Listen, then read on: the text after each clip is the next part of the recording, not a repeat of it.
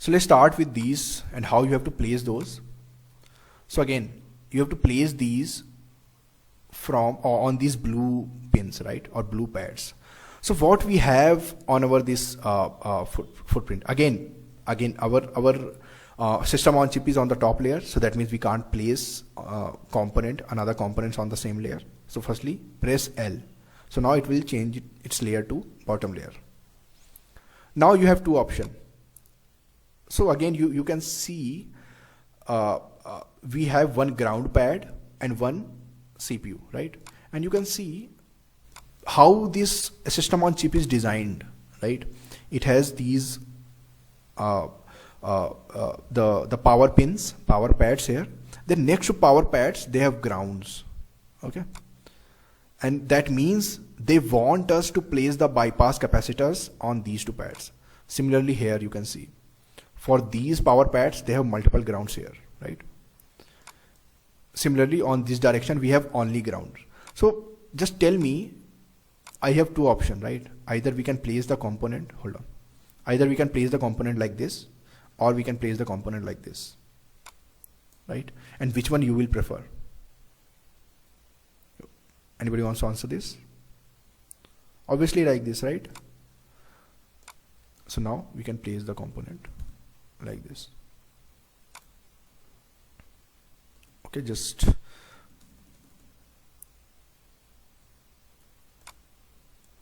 similarly you can place those here. So here it will be one here between the and similarly you can place one between those. Okay, so okay, we have few more.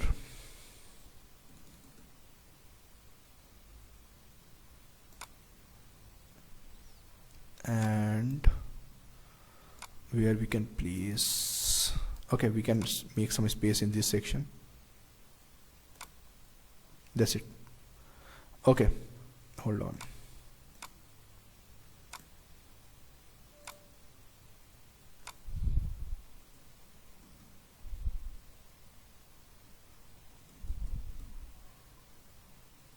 Okay, now how we're going to connect those? Okay, so you have to visualize how these will be connected. So how we will connect those? We'll basically route one a connection on the top layer here, then we'll place a through hole via, and that will be connected on the bottom layer, right? Similarly for this one here, a V-shaped connection will form, and here we'll have the via, right? Similarly here and here, so that it will be connected in this zigzag manner, like this, and this, and all these nets will be connected. So that means you needed a space for vias as well. So for that, what we will do? Okay, firstly lock that SOC, and now we can able to select these components easily. Just select those and make some space for vias.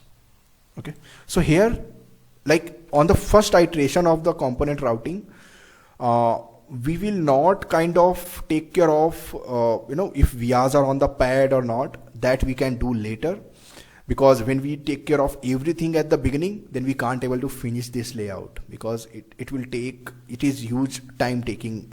Maybe you have designed very complex layout before that for low speed signals or any mixed signal board. But on this signal, for the optimization, there's a huge scope of optimization whenever you finish your layout, right? So that optimization takes a lot of time. So we're going to place firstly all the components here. Now we can go for the another one, and after that we have this green one. Okay, I guess we forgot to place this bigger capacitor, and let's place it here.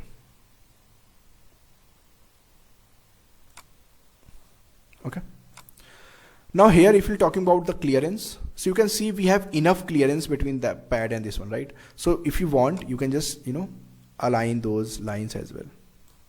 This is enough, and this is properly followed the IPC standard when I was designing the footprint. Okay,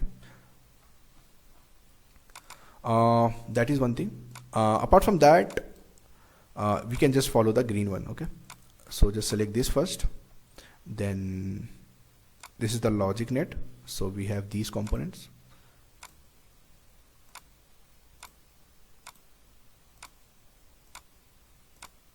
Okay, now select this, and we have these section to connect.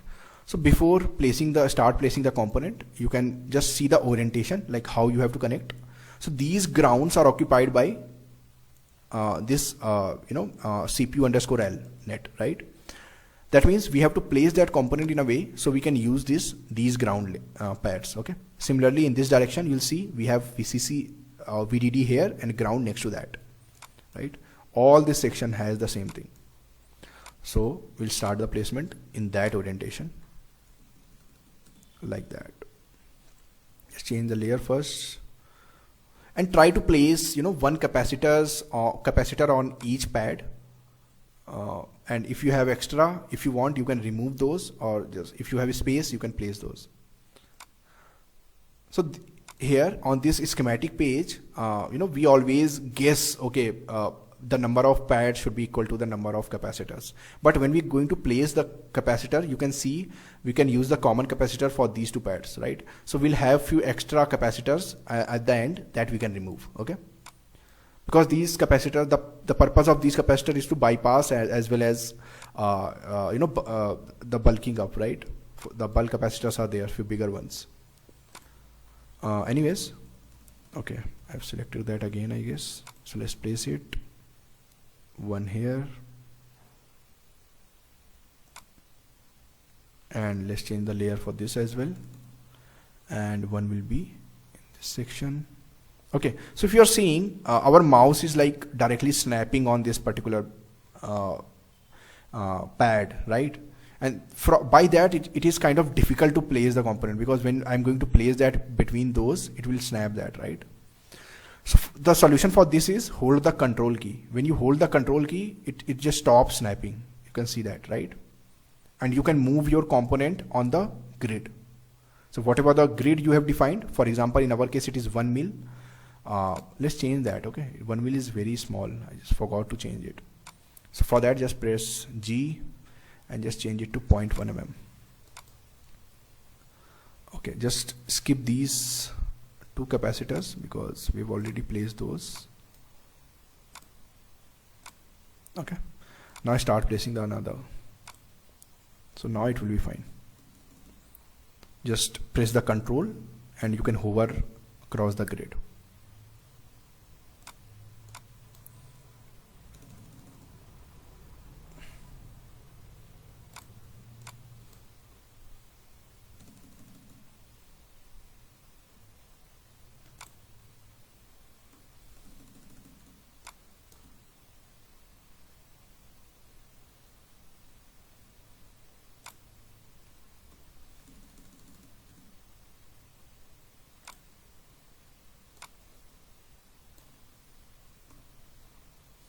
Okay.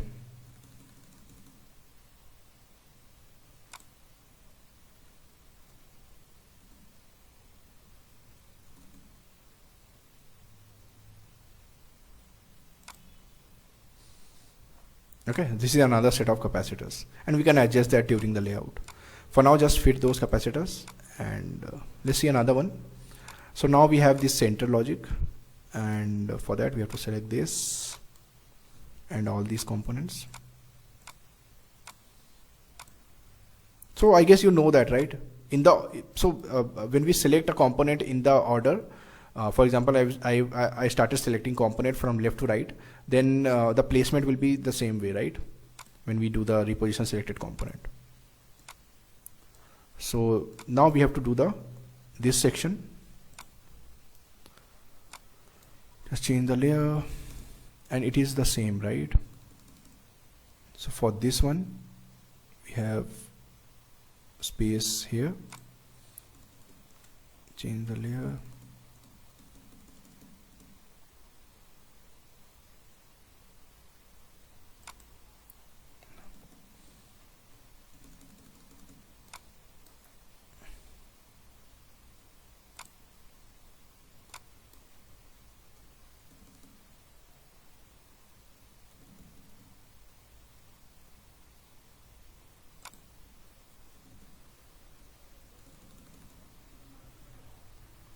So in this thing, you can't able to control, the positioning of component, because as per the design rule, you have to place these bypass capacitors as close as possible to the balls, right? So whenever the ball will be located, you have to just place this capacitor near to that.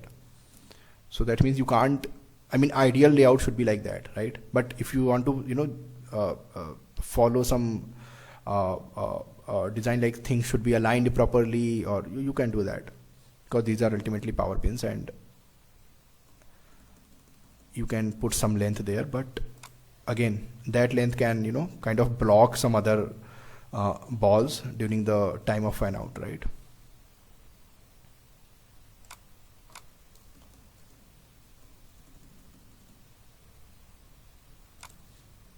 That's why we are using so many layers here.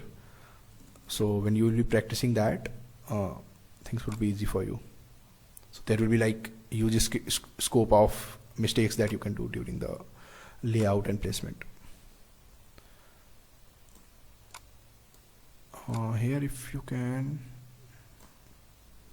okay, so here we have one more option, because we have another ground in this section. We'll see that, because that is coming in this section of the VCC DDR, and for that all the components will be placed like that, right? We'll see that. Okay, we have placed this as well. Now we have to place the CPU B1 and just select all the capacitors.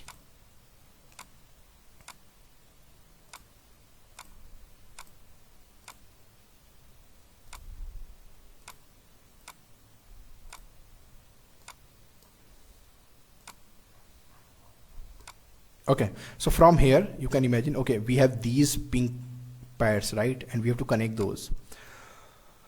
So for those, what are the options here? Okay, so we can do like that for these pads. Okay, similarly we can do place some component on this direction as well, because we have ground there as well.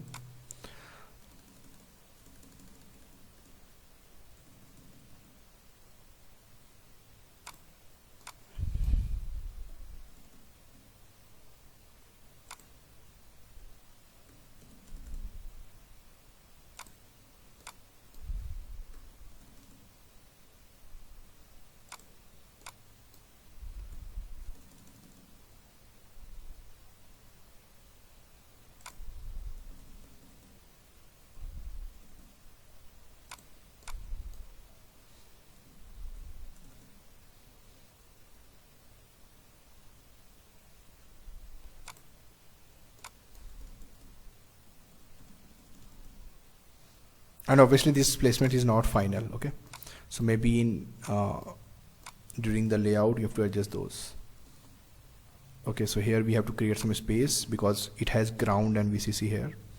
So we can place one on this section as well. So for creating the space, we'll select these two, just drag them a little bit outside. Okay, so this is how you can start with the component placement. And okay, so from your side, what I want, I'm just going to just quickly review that, because when we'll start our next session, all the capacitors and all the registers will be placed on this section. Okay, so I'll do that by myself. So for that, what I want from you, again, I'll share that file, the latest one. You can start placing these green ones. After that, we have these things here. So I want you, so what are these? Okay, so this is one series termination, and this is one like the noise filtering capacitors, which is we use on the reset line for debouncing, right? Whenever we press the switch or like that, so we use that debounce capacitor there. All these components should be closer to the pins, right? All these components, all these ferrite beads should be closer to the pins. This is the regulator circuit. You can leave it at the beginning, but these components should be placed on the pin as well. Apart from that, whatever the number of series termination. Okay, so what are the types of components that you can place, closer to the pad? I'm going to note those. So this is for very early placement. Okay,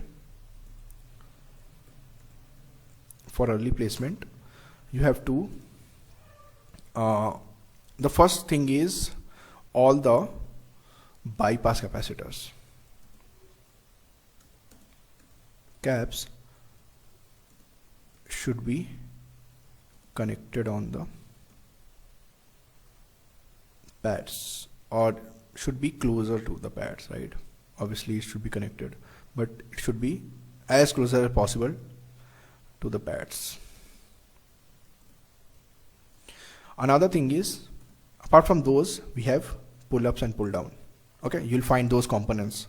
All the pull-ups and pull-down should be again closer to the pads.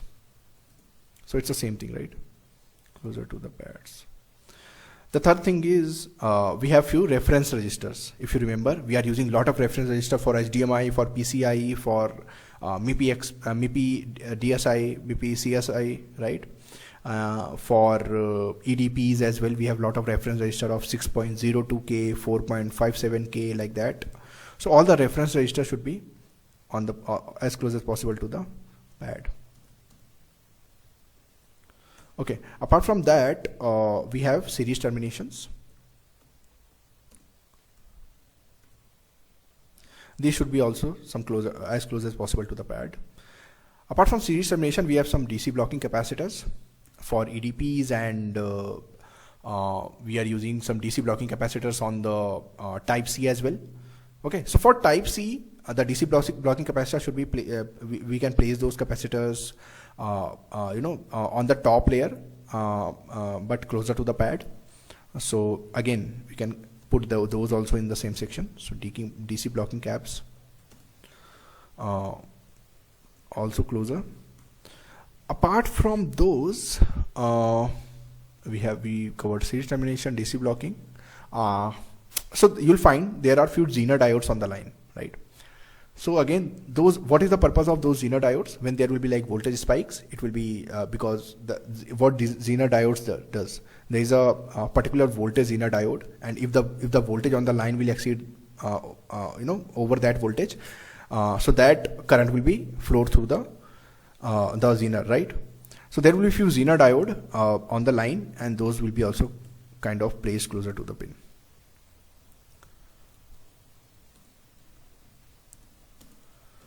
Okay, so this is again one thing that you have to place all these components, and you can simply identify those, right? These are the series capacitors, sorry, these are the series resistors, these are the bypass capacitors, right? These are the farad beads. Okay, so farad beads also should be placed closer to the.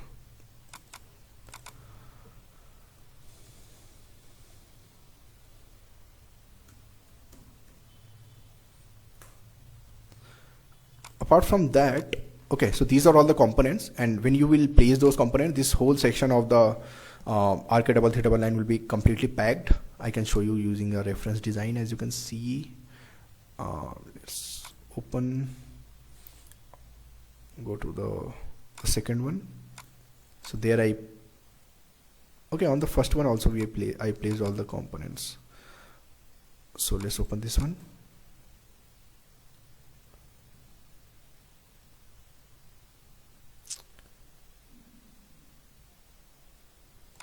Okay, so it will be like this, and here I've routed also all the components. So as you can see, I just created the space between those, but you can't avoid at the beginning, the VRs coming on the pad.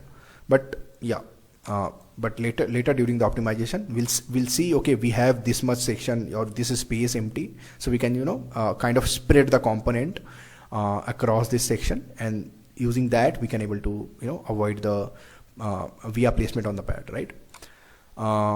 Yeah, so these many components will be on the RK333 or just under the RK333. That is one thing. Okay, so till here we have covered this thing as well.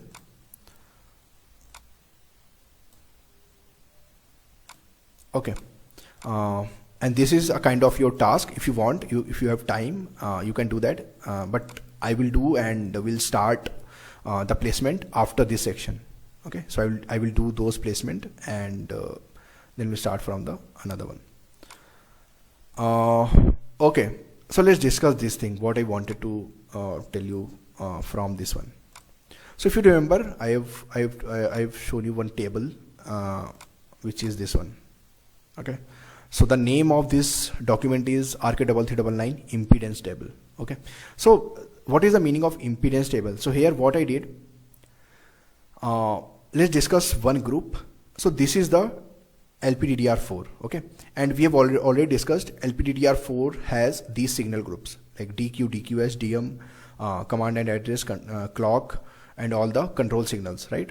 For example, clock enable and the chip select and resets, like that. So these are all the control pins. So we have these many group of signals, right? So what should be the impedance of these groups? So for example, all DQ lines should be at 50 ohm impedance. So here I'm talking about characteristic impedance, right? And all the DQS, which are the differential tracks, and those will be at 100 ohm plus minus 10%. But in our case, we're going to follow plus minus 1% because LTM's this impedance measuring tool is very, very efficient. So we can able to find tune it up to 0.05% tolerance, right? But they are recommending, okay, you can the tolerance can vary from up to plus minus 10%. Apart from that, data masking signal should also have 50% impedance, right?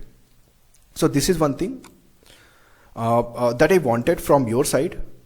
So how to place the net classes? Maybe you did that during the layout of, during the schematic design of USB 2.0 or something like that, because that is very common that you do during the board design. So I'm just going to merge all again. And let's start with LPDDR4.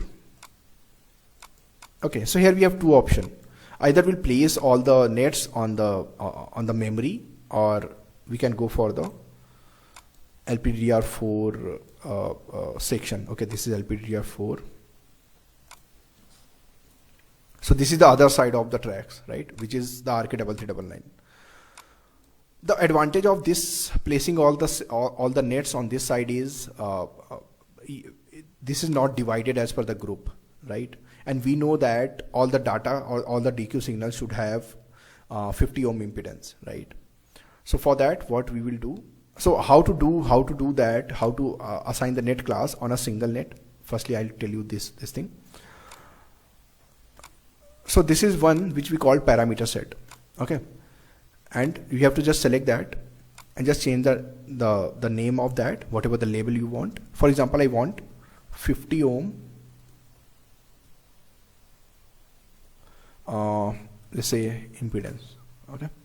The next step is after changing the label, you have to just click over the add and add the net class. Okay. So we are kind of creating the net classes. What is the meaning of class? So class means the group of same things, right? So for example, whatever the number of 50 ohm impedance in our whole schematic design, we're going to place that net label on those, and using that we can able to club all the same nets together, right? So how it is helpful during the design rule set, what we do, we can able to assign the design rules on the net class rather than assigning those on the individual nets, right? So I hope you're getting my point. So let's select that, and whatever the name you will mention here, that name will be reflected on the design rules, right? So I'm just going to mention the same name, which is 50 ohm. You can mention the impedance or like that. Okay, anyways, now you have to just place that on whatever the 50 ohm impedances was. So for example, so there are two ways. Either I have to just place this 50 ohm impedance on each 50 ohm lines, Control C, Control V. Okay, we have to do that, and this is kind of bad idea, right? Because there is a huge effort from your end, right? So the solution for placing all all the 50 ohms on the multiple nets together, that is we call blanket. Okay, how to place those? You have to just right click here and left click on this blanket. Okay, so using this blanket you can select the multiple nets together. So see, till here you have to select, and I guess all the DMs are also 50 ohm, and then you have to just Control X, Control V and place it on this corner, right? So now all this, whatever the number of nets or whatever the types of net under this blanket are assigned as a 50 ohm impedance. And this is the way to assign the 50 ohm impedance on the single track and on the multiple tracks together. Now how to assign how to create the net classes for differential. So for that, here you'll see another option, differential pair. Okay, you have to select that. Just place it on any differential pair net. Just make sure wherever you are placing this, the net label or the port should be named like this, _P and _N. Okay. Now here you have to just define the impedance of this one. So this is the differential impedance of 100 ohm. Okay. Now you have to just select this again one more time, C, Control V, and you have to place this. So again, before copying that, you have to click here and assign the differential pair net class. Okay. So we have to tell the LTM, okay, this is this symbol we are using for differential pair. Okay. And you can simply type the name here. This is diff100 _ohm. And just now you can copy this. So right now it is showing an error, right? Because this symbol we are using for differential, but right now we have just assigned it on a single net, right? So differential means what? A pair of nets. And when I do that, this error will be gone, right? So this is the way to assign the differential pair. And for differential pair, you can't place a blanket. This is the kind of limitations that you have to follow. And again, you can just simply copy that, Control C, Control V, and you can place on each pair. Just make sure all these differential pairs are 100 ohm. Okay. And how you can verify that? I've already made that table. Okay. So you can see all the DQ signals are 50, all the DMs are also 50, all the DQS are 100 ohm. Similarly, if you go for clock signal, all the clock signals are also differential, and these are also 100 ohm impedance. Apart from that, we have all the control signals. These are all the single ended 50 ohm. All the command and address signals are also 50 ohm, right? And below, whatever the information I mentioned here that I will discuss, these are all the design rules that we have to follow. So for each and every interface, you have to follow from this document. Okay. Now, so again, when the next session will start, I'll kind of assign these impedances as well for each and every high-speed track or wherever required all the impedance. And after that session, after next session, I'll share that document. So if you want, you can just kind of compare that with your document, whatever you did. So this is also a part of assignment, right? So till now, the assignment is place the differential net classes on the single ended net. Apart from that, the another point that you have to do, that is the components that I told you, or you can say the components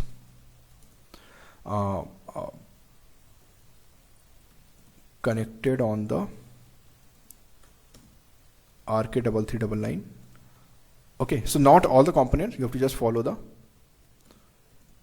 list from daily discussion tab, okay, or daily discussion sheet. Okay, so these are the 2 points that you have to do. These are the point of your assignments. Okay. Anyways, so this is I'm just going to end the session here, and when we'll start the next session, I will inform you. Tomorrow we have the session on